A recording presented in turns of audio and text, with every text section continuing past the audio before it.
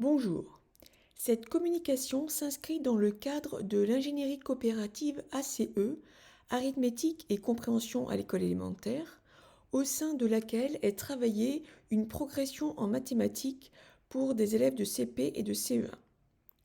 Cette étude sera centrée sur des dispositifs particuliers de la recherche ACE, le journal du nombre et deux fils rouges, l'exploration de la ligne et la résolution-création de problèmes. Dans un premier temps, je présenterai les dispositifs, la classe au sein de laquelle se déroule cette étude et le questionnement. Dans un deuxième temps, je décrirai deux exemples d'usage de ces dispositifs. Pour terminer, je tenterai un bilan et évoquerai des perspectives de travail. Le journal du nombre est un dispositif particulier, essentiel, de la recherche ACE. Ce petit texte introductif collé sur la première page du cahier des élèves peut constituer sa raison d'être. J'écris des mathématiques pour mieux comprendre les nombres et les signes mathématiques pour mieux m'en servir et pour que la classe comprenne mieux les nombres et les signes mathématiques pour mieux s'en servir. Dès que les élèves ont suffisamment éprouvé une notion, le professeur propose une incitation qui peut prendre la forme d'un énoncé général, comme par exemple « je fabrique des nombres rectangles »,« j'écris des soustractions », d'un énoncé plus spécifique, comme « je choisis un écart puis j'écris des soustractions qui expriment cet écart », ou prendre la forme d'un jeu d'imitation tel que « j'observe, je questionne puis j'imite ». L'incitation favorise la construction d'un rapport d'enquête aux mathématiques pour l'élève et pour le professeur. Les fils rouges, fils pour l'enquête et l'entraînement, ont été élaborés au sein de la recherche ACE pour améliorer la progression. Le fil rouge exploration de la ligne, comme son nom l'indique, permet de travailler l'usage et la compréhension de la ligne numérique. Celle-ci peut être appréhendée comme outil de modélisation de la situation ou comme un outil de calcul. Dans le jeu des écarts, il est utilisé comme outil de calcul d'une différence entre deux nombres. Tout en s'appuyant sur la progression des modules, le fil rouge résolution-création de problèmes va permettre aux élèves de créer des problèmes pour mieux en résoudre, pour mieux en créer, pour mieux en résoudre.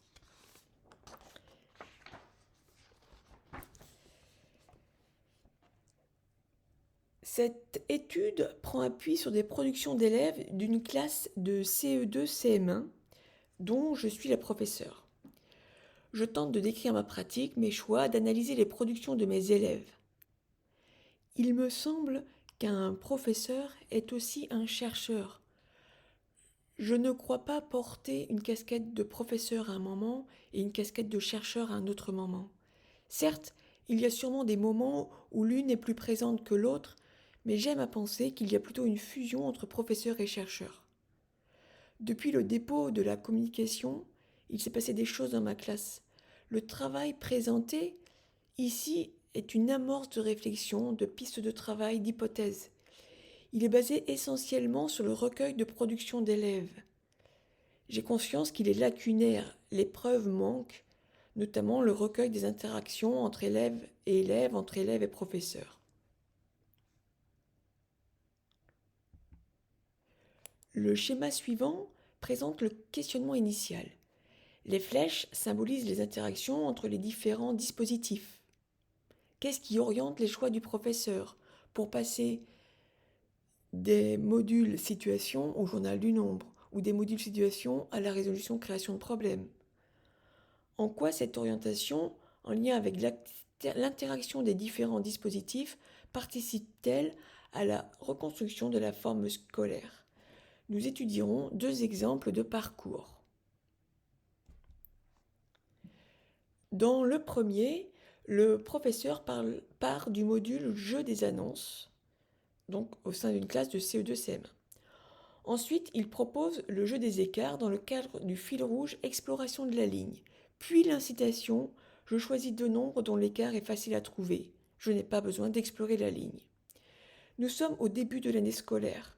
Les élèves s'approprient progressivement les différents outils mathématiques. Dans le module Jeu des annonces, les élèves doivent comparer des écritures additives et trouver l'écart entre ces deux écritures.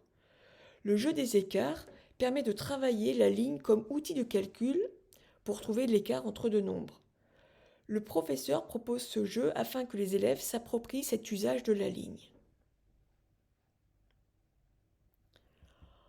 En étudiant les productions, il s'aperçoit que certains élèves explorent la ligne alors que les nombres choisis permettent de trouver très vite l'écart. Un élève choisit notamment d'explorer la ligne pour calculer l'écart entre 400 et 803. Le professeur relève cet extrait et le propose à l'ensemble de la classe. À la suite de ces échanges, le professeur propose l'incitation dans le journal du nombre. Je choisis deux nombres dont l'écart est facile à trouver. Je n'ai pas besoin d'explorer la ligne. Les productions des élèves sont à l'origine du travail du professeur. On peut supposer que le choix du professeur est orienté dans l'idée de favoriser la continuité de l'expérience mathématique des élèves.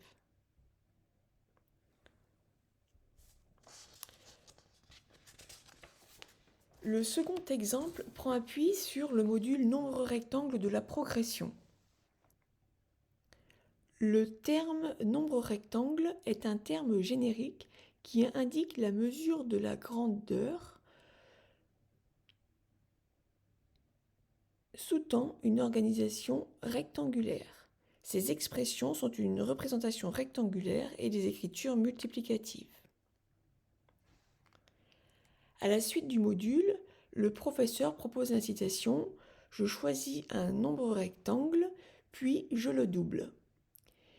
Il étudie, comme précédemment, les productions des élèves et relève un extrait où l'élève a non pas doublé son nombre rectangle, mais triplé. Il soumet cet extrait à l'ensemble de la classe. Une discussion s'engage sur le vocabulaire des rapports de supériorité, doublé, triplé, quadruplé, quintuplé, décuplé.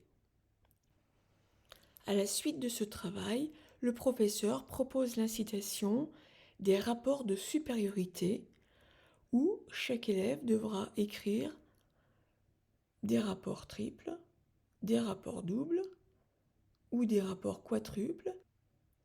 Sous chaque rapport choisi, il écrira un couple de nombres ayant ce rapport.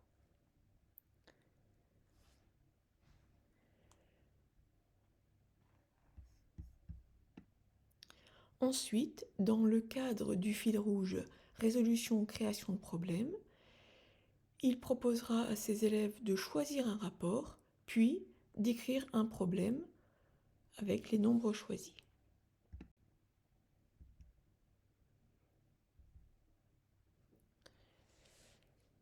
Les deux exemples ont montré succinctement les choix du professeur. À chaque fois, l'élève est à l'origine du travail du professeur, les productions des élèves. Le professeur va étudier les productions pour permettre la poursuite de l'enquête. L'enquête est collective. L'action conjointe professeur-élève oriente l'enquête. Le professeur gère le temps didactique. C'est lui qui choisit le parcours. Le temps didactique est un temps d'enquête collectif et individuel fondé sur le travail des élèves dans leur durée et de première main. Les dispositifs d'enquête, leur interaction, permettent la continuité de l'expérience mathématique des élèves. Permettre cette continuité de l'expérience fait passer le temps du savoir, le temps didactique, d'un temps d'objet à un temps d'enquête. Pour affirmer ces hypothèses, il est nécessaire de mettre à l'épreuve ce schéma système-modèle qui donne à voir le parcours choisi par le professeur entre les situations des modules de la progression ou les situations vécues par la classe Et les fils rouges, résolution, création de problèmes, exploration de la ligne, fabrique de nombres dont on n'a pas parlé, et le journal du nombre. Pour affirmer ces hypothèses, une étude sur un temps long, avec des séances filmées, nous semble absolument nécessaire. Cette communication est une ébauche d'un travail à venir, avec notamment la production de systèmes hybrides texte-image-son. Merci de votre attention.